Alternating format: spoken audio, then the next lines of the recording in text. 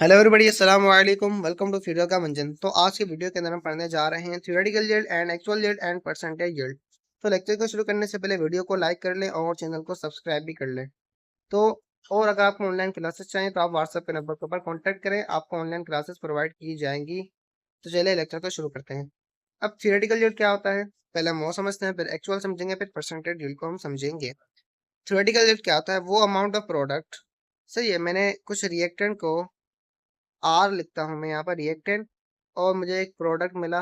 मैंने रिएक्टेंट को आपस में रिएक्ट करवाया और मुझे क्या मिला, एक प्रोडक्ट मिला कोई ना कोई। अब अच्छे तरीके से लिखते हैं इसको। आर रिएक्टेंट है, रिएक्ट कर रहा है, मुझे क्या मिला, पी प्रोडक्ट मिला। ये एक रिएक्शन है। आप समझें कि ये एक बैलेंस केमिकल इक्वेशन मैंने लिखी है, कुछ रिएक्टेंट है और कुछ प्रोडक्ट है, उसको मैंने बैलेंस पे कर लिया, तो बैलेंस केमिकल इक्वेशन है बी सी ई, बैलेंस केमिकल इक्वेशन। सही है, एक बैलेंस केमिकल इक्वेशन है। तो उसमें मैंने कुछ रिएक्टेंट को आपस में रिएक्ट करवाया, तो मुझे क्या मिली, प्रोडक्ट मिली। और उसको मैंने कैलकुलेट किया अपने किसी पेपर के ऊपर, पेज के ऊपर, एक्सपेरिमेंटली। एक्सपेरिमेंटली नहीं, थियोरेटिकली मैंने इसको कैलकुलेट किया। मतलब मैथमेटिकली कैलकुलेट किया, मैंने लिखा इतने मोल रिएक्ट करेंगे तो कितने मोल, हमें इतने मोल्स रिएक्टेंट जो है रिएक्ट करेंगे तो हमें प्रोडक्ट मिलेगा। मैंने क्या किया, इसको थियोरेटिकली कैलकुलेट किया। कैसे, ये देखें, ये एक रिएक्शन दिया हुआ है और ऑक्सीजन जो है वो क्या बना रही है, ओजोन को फॉर्म कर रही है। एक रिएक्शन दिया है, इसको क्या किया है, कैलकुलेट किया गया है थियोरेटिकली। तो ये कहलाता है थियोरेटिकल जेड।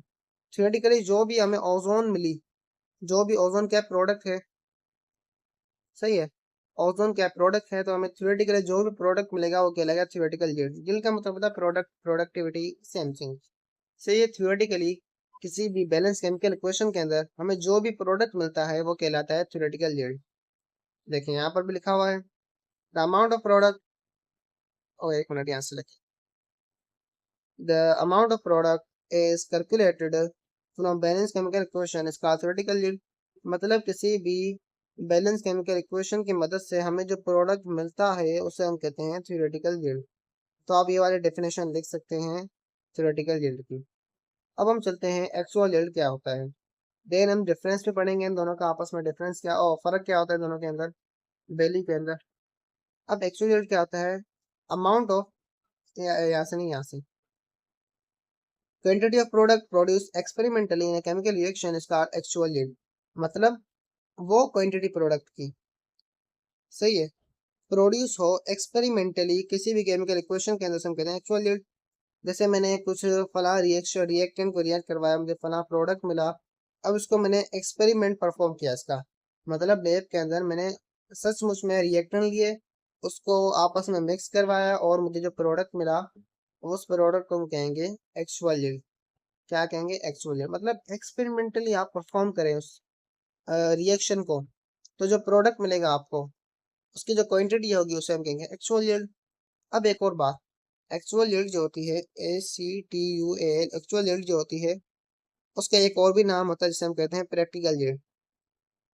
क्या कहते हैं, प्रैक्टिकल यील्ड भी कह सकते हैं एक्चुअल यील्ड को हम। एक ही बात है, आप प्रैक्टिकल कहें या एक्चुअल कहें, सेम थिंग। सही है। अब एक सवाल आता है कि थियोरेटिकल यील्ड जो है, T Y theoretical yield greater क्यों होती है प्रैक्टिकल यील्ड से, या आप उसको एक्चुअली कर लें, आप कंफ्यूज हो जाएंगे। मैंने क्या कहा, थियोरेटिकल यील्ड ग्रेटर क्यों होती है एक्चुअल यील्ड से, ये सवाल आता है। हमेशा थियोरेटिकल यील्ड ज्यादा होती है एक्चुअल यील्ड से, तो आप भी अंदाजा लगा सकते हैं क्यों होती है। तो हम पहले फैक्टर्स को देखते हैं क्यों होती है। पहले कोई ना कोई साइड रिएक्शन हो रहा होता है, जैसे मैंने कार्बन को ऑक्सीजन के साथ रिएक्ट करवाया तो मुझे कार्बन डाइऑक्साइड प्रोडक्ट में मिलती है, बट साइड रिएक्शन की वजह से मुझे CO, क्या CO जो है वो कार्बन मोनोऑक्साइड जो है वो मिलती है। क्या मिलती है, कार्बन मोनोऑक्साइड जो है वो मिलती है। रिएक्शन क्या था, कार्बन को रिएक्ट करवाया ऑक्सीजन के साथ तो मुझे कार्बन डाइऑक्साइड मिलनी चाहिए। सही बात है, मुझे कार्बन डाइऑक्साइड मिलती भी है, मगर कार्बन मोनोऑक्साइड भी मिलती है, CO, जो पॉइजनस गैस होती है। तो ये कहलाता है साइड प्रोडक्ट। क्या मिलता है, साइड रिएक्शन होता है, मतलब मुझे कोई साइड प्रोडक्ट मिलता है। एक फैक्टर तो ये हो गया। अब दूसरा क्या होगा, सम reactant may remain in a solution। मतलब मैंने क्या किया, कंटेनर लिया, उसके अंदर रिएक्टेंट को मैंने फिल करके रिएक्ट करवाया, सही है। अब रिएक्ट करवाने के बाद मुझे क्या मिलेगा, कोई ना कोई प्रोडक्ट मिलेगा। क्या मिलेगा, कोई ना कोई प्रोडक्ट मिलेगा। चलो वो प्रोडक्ट मुझे क्या हुआ, मिल गया। से कोई प्रोडक्ट मुझे मिल गया। अब उस प्रोडक्ट को मैं क्या करूँगा, रिमूव करवाऊंगा। सही है, रिमूव करूंगा कंटेनर में से या आपके बीकर में से। जब मैं रिमूव करवाऊंगा तो आप ही मुझे बताएं रिमूव करवाने के दौरान क्या होगा। देखें, मैंने प्रोडक्ट को रिमूव करवाया, रिमूव करवाने की वजह से जो बीकर है इसके अंदर साइड में क्या लग जाएंगे, रिएक्टर में कुछ ना कुछ मॉलिक्यूल्स जो है वो रह जाएंगे, क्योंकि अडेसिव फोर्सेस की वजह से। अडेसिव फोर्सेस आपने पढ़ी होगी क्या होती हैं, रिएक्टर में कुछ ना कुछ मॉलिक्यूल्स रह जाएंगे। तो ये भी मसला हो सकता है। Some of product may be remain in solution, solution के अंदर रह जाता है।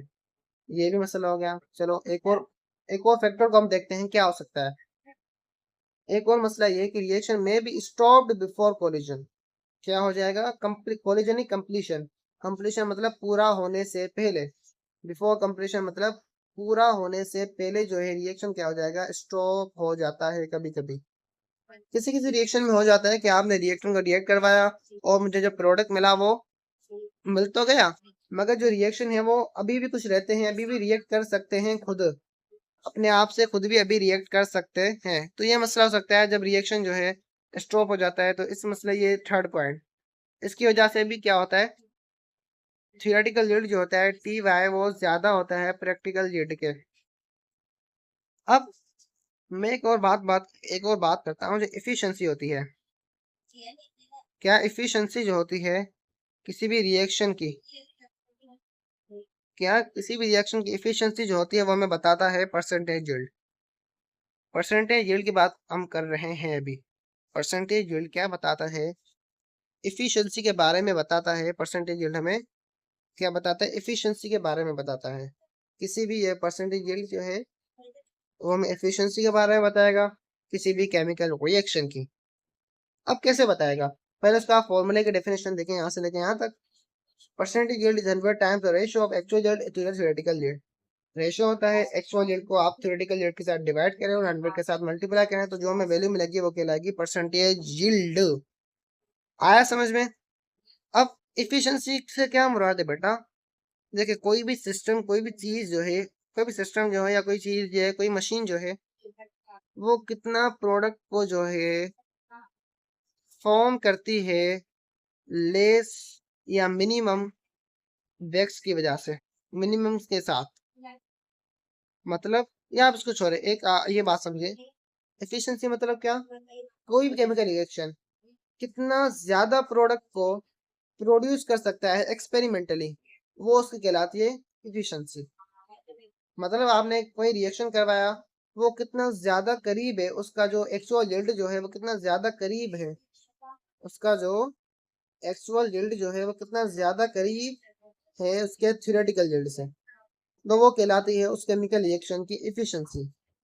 सही है, एफिशिएंसी मतलब कितना ज्यादा उसने अच्छी तरीके से प्रोडक्ट को जो है रिएक्टर ने क्या है रिएक्ट किया है और प्रोडक्ट को फॉर्म किया है, और जो उसके जो फैक्टर्स है उसको उसके ऊपर कम इफेक्ट किया है। जैसे उन्होंने रिएक्ट किया और साइड रिएक्शन नहीं किया, या किया तो बहुत लेस क्वांटिटी के अंदर किया। अब साइड रिएक्शन क्या है, ये हमारा बेक्स है, मतलब किसी काम का मटेरियल नहीं है, हमें साइड प्रोडक्ट चाहिए नहीं, तो हमारे लिए क्या हुआ, वैक्स हो गया, कोई काम का नहीं है।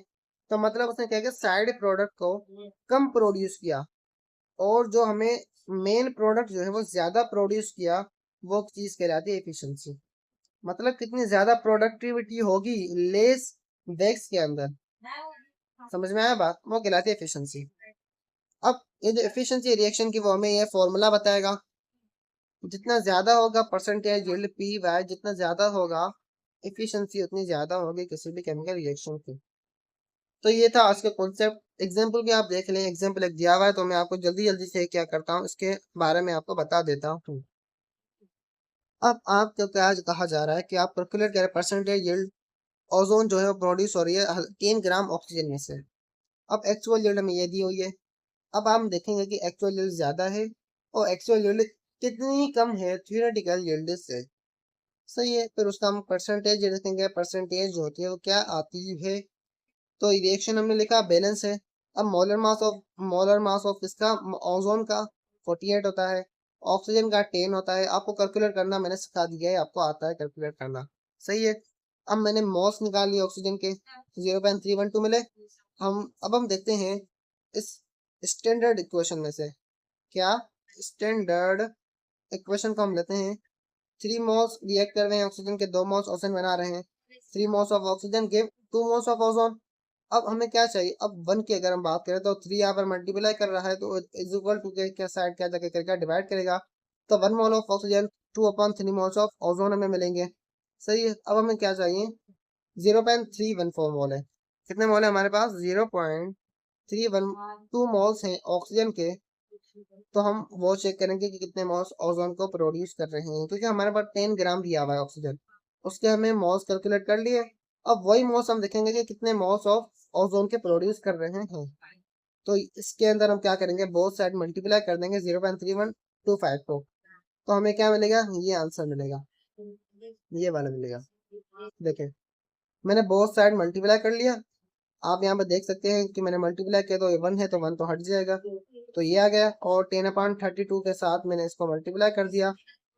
इस इक्वेशन के अंदर में मैंने मल्टीप्लाई किया, मोल्स हमें ये दिए हुए 10/32 आप लिख सकते हैं। तो मुझे क्या मिला, आप जल्दी बताएं।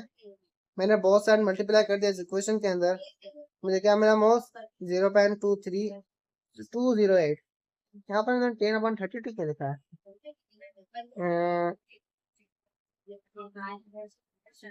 आप इसके अंदर ही मल्टीप्लाई कर दें, एक ही बात है। इसके अंदर आप मल्टीप्लाई कर दें तो 0.3012 बराबर होगा 3125 है।